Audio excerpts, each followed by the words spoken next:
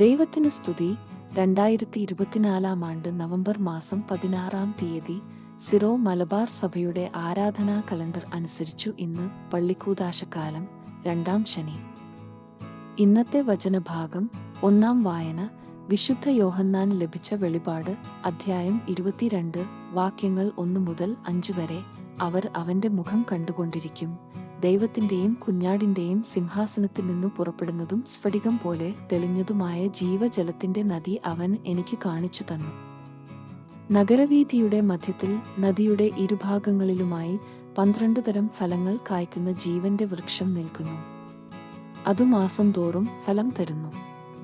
ആ വൃക്ഷത്തിന്റെ ഇലകൾ ജനതകളുടെ രോഗശാന്തിക്ക് വേണ്ടിയുള്ളവയാണ്. ഇനിമേൽ ശപിക്കപ്പെട്ടതായി ഒന്നും ഉണ്ടായിരിക്കുകയില്ല.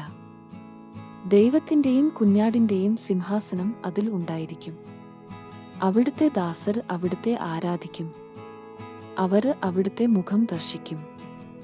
അവിടുത്തെ നാമം അവരുടെ നെറ്റിത്തടത്തിൽ ഉണ്ടായിരിക്കും. ഇനിയൊരിക്കലും രാത്രിയുണ്ടാവുകയില്ല. ദീപത്തിന്റെ വെളിച്ചമോ സൂര്യന്റെ പ്രകാശമോ അവർക്ക് ആവശ്യമില്ല. ദൈവമായ കർത്താവ് അവരുടെ മേൽ പ്രകാശിക്കുന്നു. അവർ എന്നേക്കും വാഴും.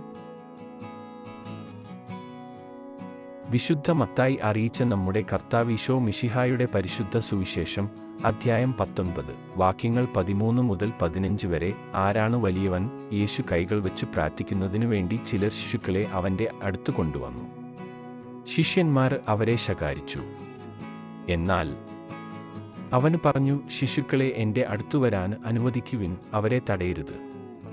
എന്തെന്നാൽ സ്വർഗരാജ്യം അവരെപ്പോലെയുള്ളവരുടേതാണ്. അവന് അവരുടെ മേൽ കൈകൾ വെച്ച ശേഷം അവിടെ നിന്നു പോയി. ദൈവവചനമാണ് നമ്മൾ ശ്രവിച്ചത്.